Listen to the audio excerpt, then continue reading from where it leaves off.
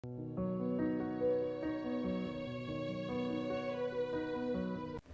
poder del Espíritu Santo, número 30.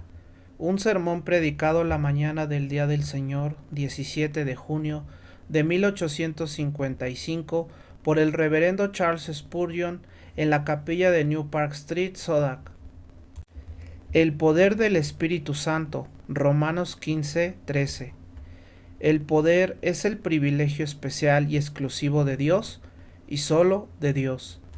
Una vez habló Dios, 2 veces he oído esto, que de Dios es el poder. Salmo 62:11. Dios es Dios, y el poder le pertenece. Si Él decide delegar una parte de ese poder a sus criaturas, aún así sigue siendo su poder. El sol, aunque es como un esposo que sale de su alcoba y se alegra como un valiente para correr su carrera, no tiene poder para moverse si no es porque Dios le dirige. Las estrellas, aunque viajan por sus órbitas y nadie puede detenerlas, no tienen fuerza ni energía excepto la que Dios les infunde cada día. El alto arcángel, que está cerca de su trono y brilla más que un cometa en todo su esplendor, aunque es uno de los que se destacan en poder y obedece la voz de los mandamientos de Dios, no tiene fuerza sino la que su Creador le da. Y hablando del Leviatán, que hace hervir el mar como una olla, y parece que vuelve canoso el abismo, y del Behemoth, que se bebe el Jordán de un trago, y presume que puede aspirar ríos enteros, y de todas esas majestuosas criaturas que hay en la tierra, todas deben su fuerza a aquel que forjó sus huesos como de acero y formó sus tendones como de bronce.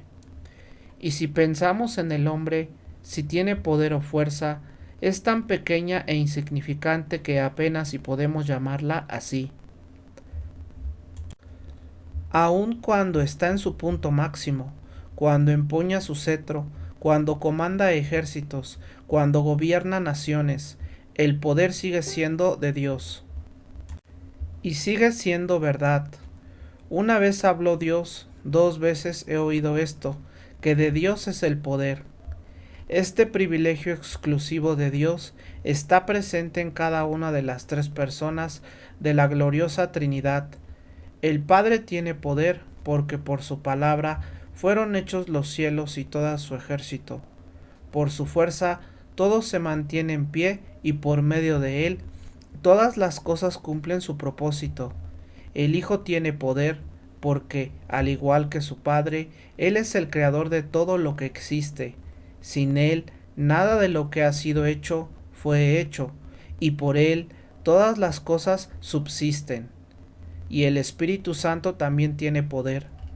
Es acerca del poder del Espíritu Santo que hablaré esta mañana, y deseo que tú mismo experimentes de forma práctica ese atributo en tu corazón, que puedas sentir cómo se derrama la influencia del Espíritu Santo sobre mí mientras predico, de manera que las palabras que salen de mi boca sean palabras del Dios viviente para tu alma, y que también sea derramado sobre ti cuando sientas en tu espíritu los efectos de su poder.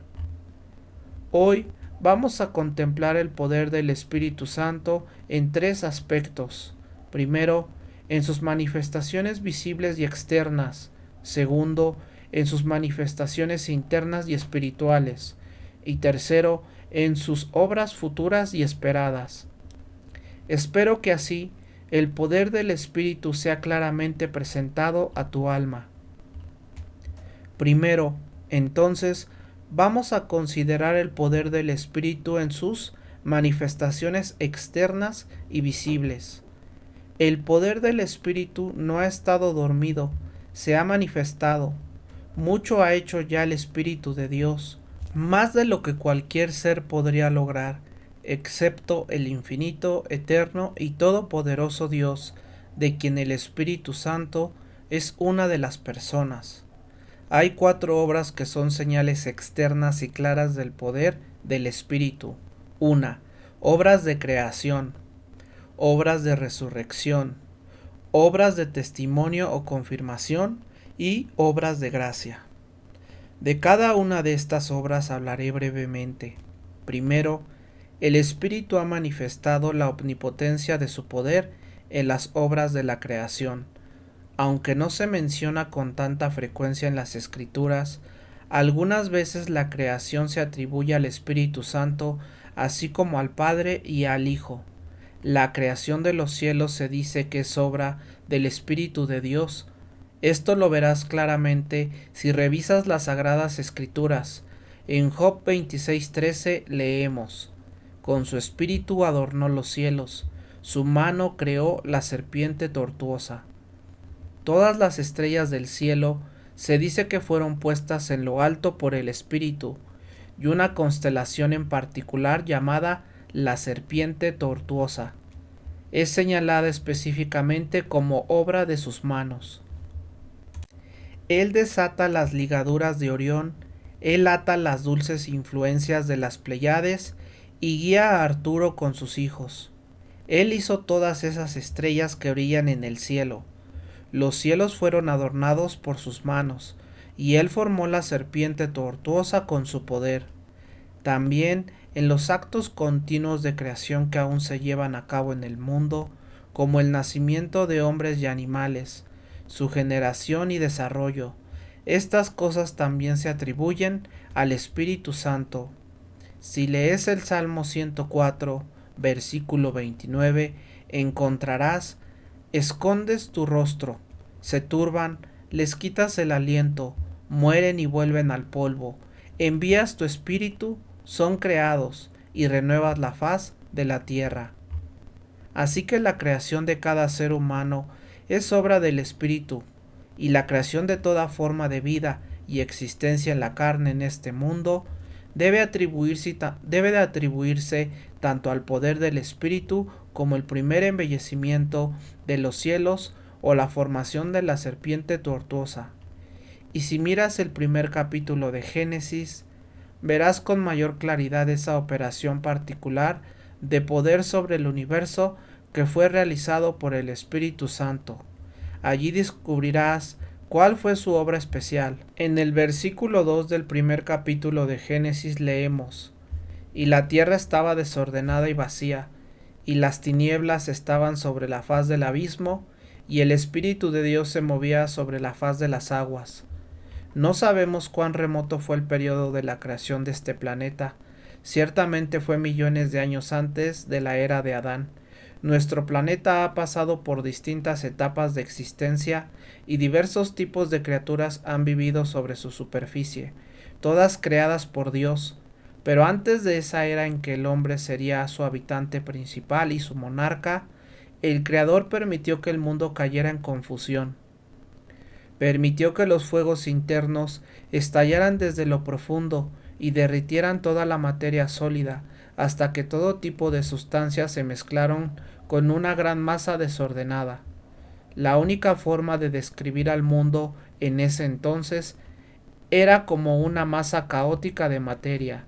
No se podía adivinar ni definir lo que llegaría a ser. Estaba completamente desordenada y vacía, y la oscuridad cubría la superficie del abismo. Entonces vino el Espíritu y al extender sus amplias alas ordenó que la oscuridad se disipara, y mientras se movía sobre esa masa, cada parte de la materia tomó su lugar y la tierra dejó de estar desordenada y vacía y se volvió redonda como sus planetas hermanas. Y comenzó a moverse, cantando las altas alabanzas de Dios, no en un caos como antes, sino como una gran nota dentro de la vasta sinfonía de la creación. Milton describió hermosamente esta obra del Espíritu al traer orden desde el caos, cuando el Rey de la Gloria, por su poderosa palabra y espíritu, vino a crear nuevos mundos. En terreno celestial se pararon, y desde ahí la orilla miraron, el vasto abismo inconmensurable, enloquecido como un mar oscuro, devastador, salvaje, alzado desde el fondo por vientos furiosos y olas que, como montañas, pretendían asaltar la altura del cielo y mezclar el centro con los polos. Silencio, olas turbulentas, y tú, abismo, paz. Dijo entonces la palabra omnipotente, cesen su discordia. Entonces, sobre la calma de las aguas, sus alas cubridoras, el Espíritu de Dios se extendió, infundiendo virtud vital y calor vivificador a través de toda la masa fluida. Esto entonces es el poder del Espíritu. Si hubiéramos podido ver aquella tierra en completo desorden, habríamos dicho, ¿quién puede hacer un mundo de esto? Y la respuesta habría sido, el poder del Espíritu puede hacerlo. Solo con extender sus alas como paloma puede hacer que todo encaje en su lugar. Donde antes había solo caos, habrá orden. Pero esto no es todo. El poder del Espíritu, ya hemos visto algunas de sus obras en la creación. Sin embargo, hay un caso muy especial en el que el Espíritu Santo estuvo particularmente involucrado, la formación del cuerpo de nuestro Señor Jesucristo.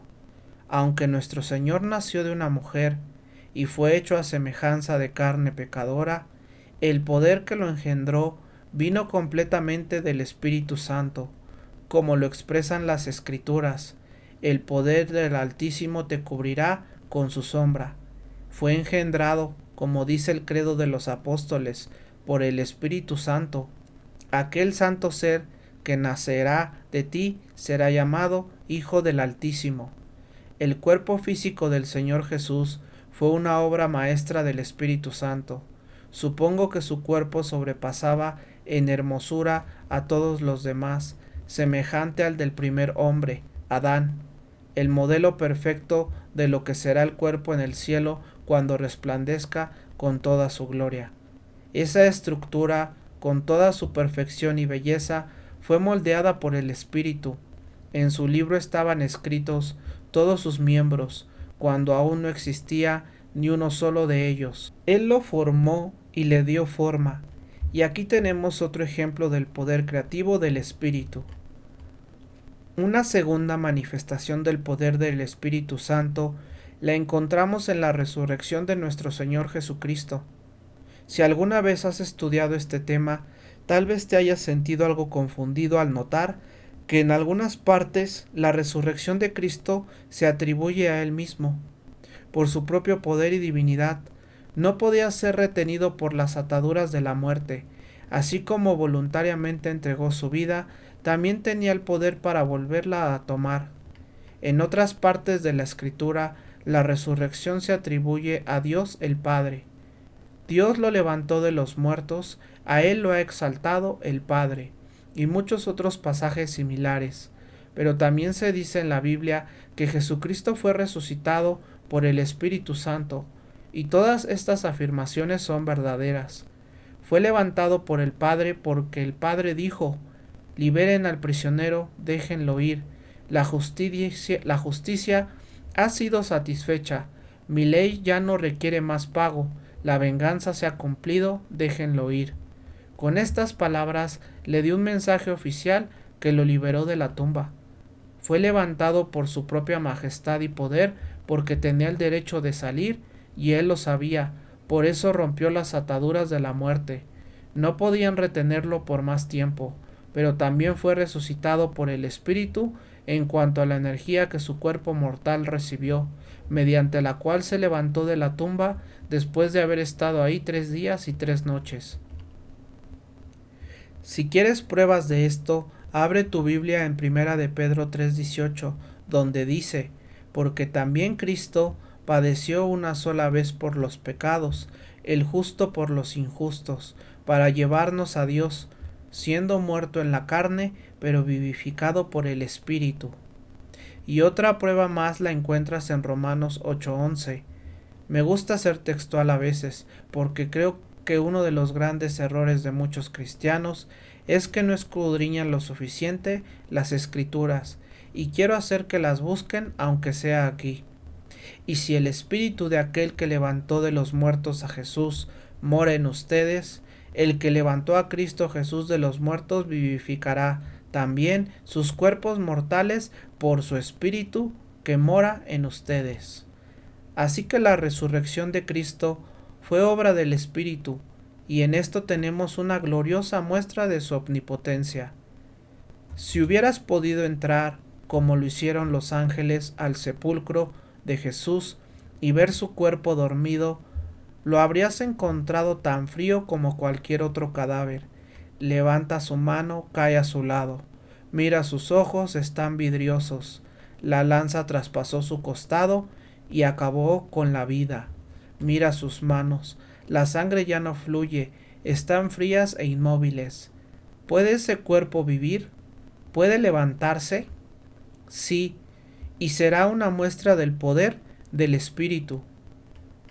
Porque cuando el poder del Espíritu vino sobre él, como cuando cayó sobre los huesos secos del valle, se levantó en la majestad de su divinidad, y brillante y resplandeciente, asombró a los guardias hasta hacerlos huir.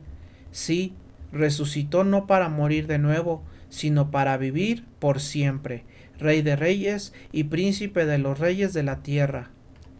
La tercera de las obras del Espíritu Santo que han demostrado de manera tan maravillosa su poder son las obras de testimonio. Con esto me refiero a obras que dan testimonio. Cuando Jesucristo entró en las aguas del bautismo en el río Jordán, el Espíritu Santo descendió sobre él como paloma y lo proclamó como el Hijo amado de Dios. A esto le llamo una obra de testimonio. Y después, cuando Jesucristo resucitaba a los muertos, cuando sanaba a los leprosos, cuando hablaba a las enfermedades y éstas huían, cuando los demonios salían en multitudes de los poseídos, todo eso fue hecho por el poder del Espíritu. El Espíritu habitaba en Jesús sin medida, y por ese poder fueron hechos todos esos milagros. Estas son obras de testimonio. Y cuando Jesucristo ascendió al cielo, seguramente recuerdas aquella gran manifestación del Espíritu, cuando vino como un viento recio sobre los apóstoles reunidos, y lenguas como de fuego se posaron sobre cada uno de ellos. Y recuerdas cómo el Espíritu dio testimonio de su ministerio, permitiéndoles hablar en otros idiomas, según el Espíritu les daba que hablaran. Y también cómo se realizaron milagros por medio de ellos, cómo enseñaban, cómo Pedro resucitó a Dorcas, cómo le devolvió la vida a Eutico, y cómo se hicieron grandes maravillas por medio de los apóstoles, igual que por medio de su maestro, de modo que prodigios y señales fueron hechos por el Espíritu Santo, y muchos creyeron por ello. ¿Quién podrá dudar del poder del Espíritu Santo después de eso? Ah, esos socinianos que niegan la existencia del Espíritu Santo y su personalidad divina. ¿Qué harán cuando los enfrentamos con la creación y la resurrección y el testimonio? Tendrán que ir directamente contra la Escritura misma.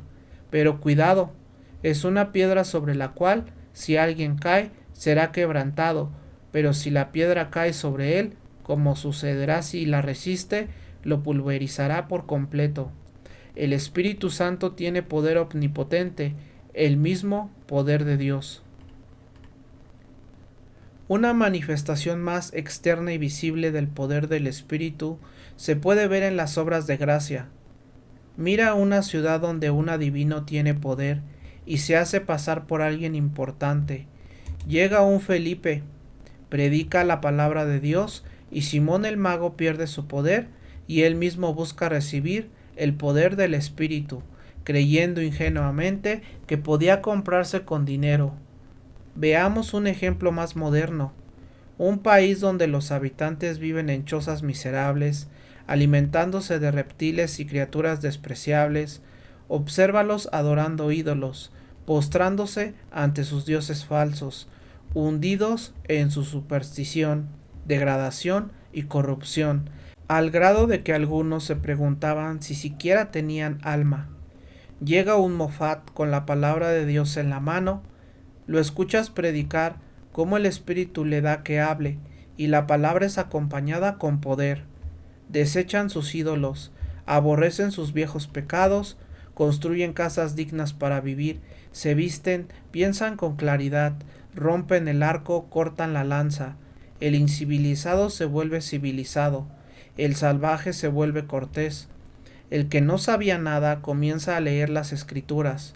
Así, de los labios de los Khoikhoi, Dios da testimonio del poder de su poderoso espíritu. Veamos un ejemplo más cercano, un hogar en esta ciudad, y podríamos guiarte a muchos parecidos. El padre es un borracho, uno de los más violentos. Si lo vieras en medio de su locura, te daría tanto miedo como encontrarte con un tigre suelto.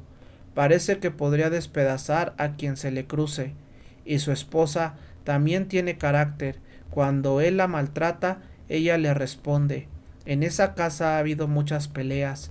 Los vecinos ya están hartos del ruido y los escándalos, y los pobres niños, míralos en harapos, semidesnudos, sin educación. ¿Sin educación dije? Sí están educados, pero en la escuela del diablo. Están creciendo para ser herederos de condenación. Pero llega alguien que ha sido bendecido por el Espíritu de Dios.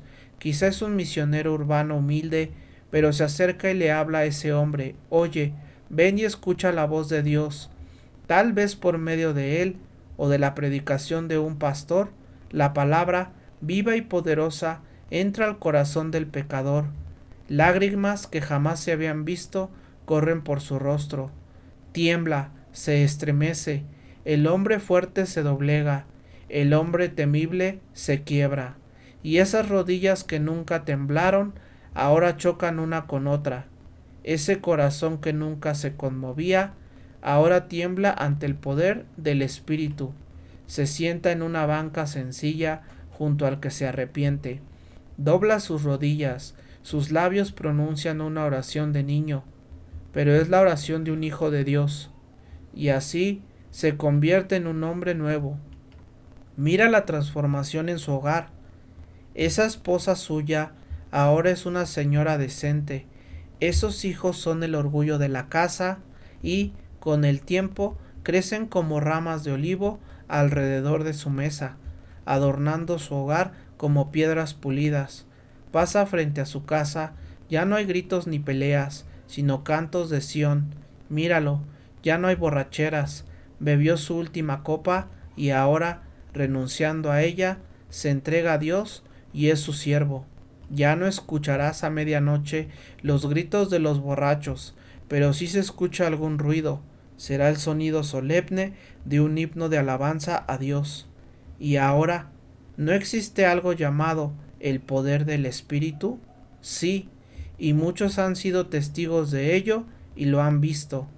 Conozco un pueblo que alguna vez fue quizás el más profano de Inglaterra, un lugar inundado de borracheras y depravación del peor tipo, donde era casi imposible que un viajero decente se detuviera en la taberna sin ser molestado por blasfemias. Un lugar famoso por incendiarios y ladrones. Un hombre, el cabecilla de todos, escuchó la voz de Dios. El corazón de ese hombre fue quebrantado.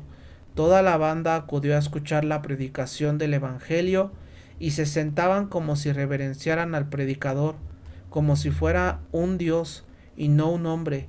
Estos hombres fueron transformados y reformados, y todos los que se conocen ese lugar afirman que tal cambio jamás habría ocurrido sino por el poder del Espíritu Santo.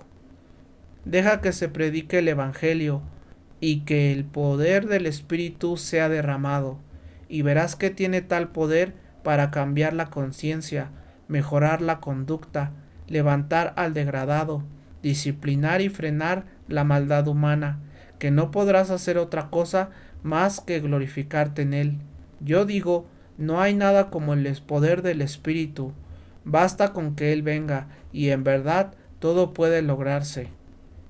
Ahora, el segundo punto, el poder interior y espiritual del Espíritu Santo.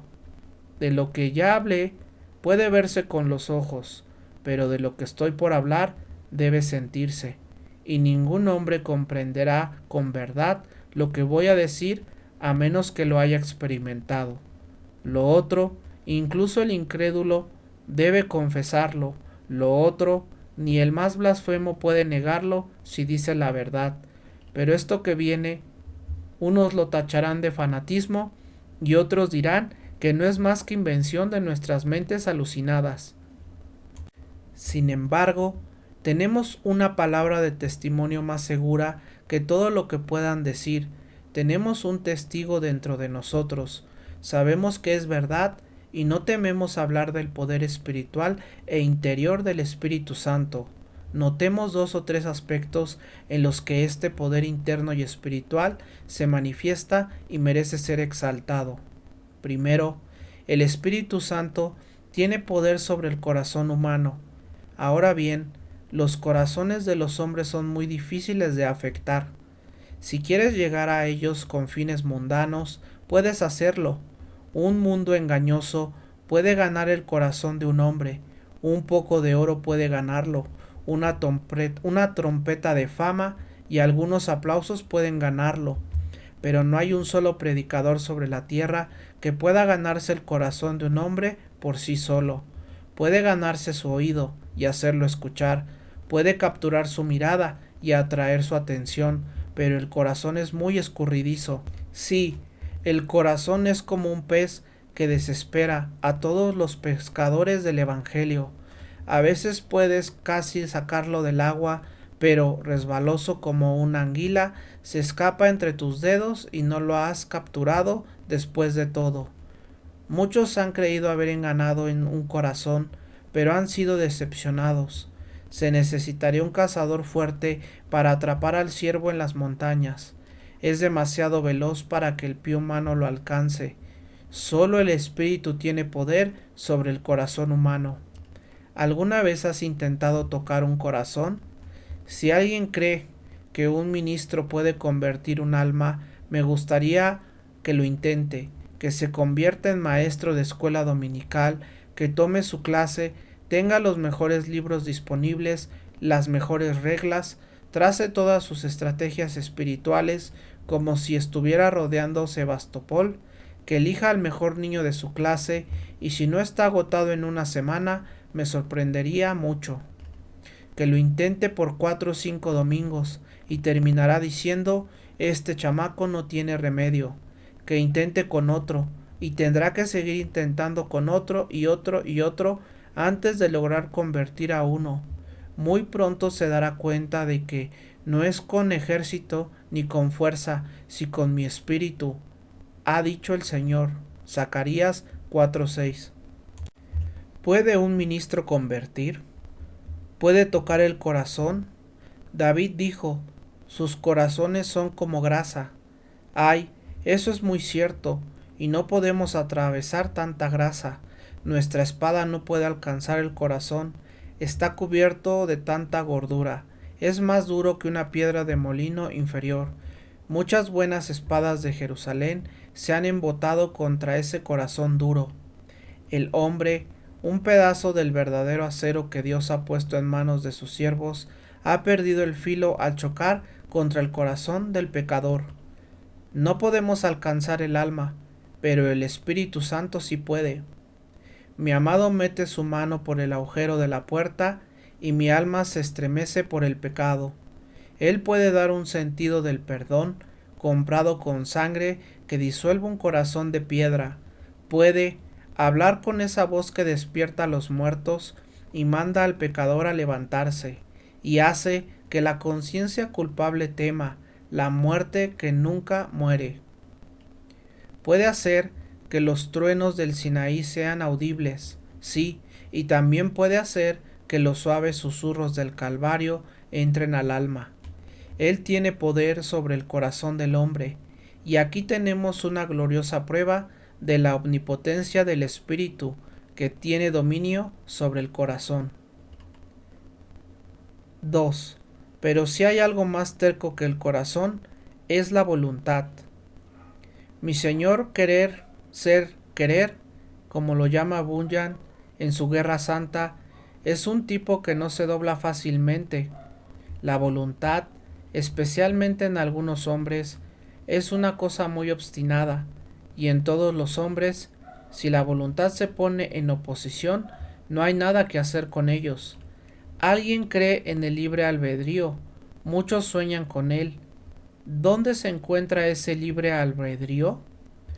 Hubo libre albedrío en el paraíso, y qué desastre causó, porque arruinó todo el paraíso y expulsó a Adán del jardín. El libre albedrío estuvo en el cielo, pero expulsó al glorioso arcángel, y una tercera parte de las estrellas del cielo cayó en el abismo. Yo no quiero nada que ver con el libre albedrío, pero voy a ver si tengo libre albedrío dentro de mí. Y descubro que sí tengo mucho libre albedrío para hacer el mal, pero muy poca voluntad para hacer el bien. Suficiente libre albedrío para pecar, pero cuando quiero hacer lo bueno, el mal está presente conmigo, y no sé cómo hacer lo que quiero. Y algunos presumen de tener libre albedrío. Me pregunto si los que creen en eso tienen más poder sobre la voluntad de las personas que yo. Sé que yo no tengo nada. Encuentro muy cierto el viejo proverbio: un hombre puede llevar un caballo al agua, pero 100 no pueden hacerlo beber. Encuentro que puede llevarlos a todos ustedes al agua y a muchos más de los que caben en esta capilla, pero no pueden hacer que beban. Y no creo que 100 ministros puedan hacerlos beber. He leído a los antiguos Rowland Hill y Whitefield y varios otros para ver qué hicieron, pero no he descubierto ningún plan para voltear la voluntad de ustedes. No puedo convencerlos, y ustedes no ceden de ninguna manera. No creo que ningún hombre tenga poder sobre la voluntad de otro, pero sí el Espíritu de Dios. Haré que quieran en el día de mi poder. Él hace que el pecador renuente se vuelva tan dispuesto que corre tras el Evangelio. El que fue obstinado ahora corre hacia la cruz. El que se burlaba de Jesús ahora se aferra a su misericordia. Y el que no quería creer, ahora el Espíritu Santo lo hace no solo querer, sino desear con ansia hacerlo.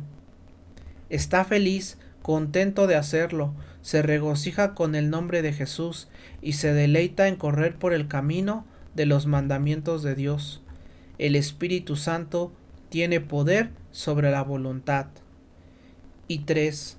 Y aún hay algo que creo que es peor que la voluntad. Ya adivinarás a qué me refiero. La voluntad es más difícil de doblar que el corazón, pero hay algo que supera a la voluntad en su maldad, y es la imaginación. Espero que mi voluntad esté guiada por la gracia divina, pero temo que mi imaginación a veces no. Los que tienen mucha imaginación saben lo difícil que es controlarla. No se puede contener, romperá las riendas, nunca podrás dominarla. La imaginación a veces vuela hacia Dios con tal poder que ni las alas del águila pueden igualarla. A veces tiene tanta fuerza que casi puede ver al rey en su belleza y la tierra que está muy lejos.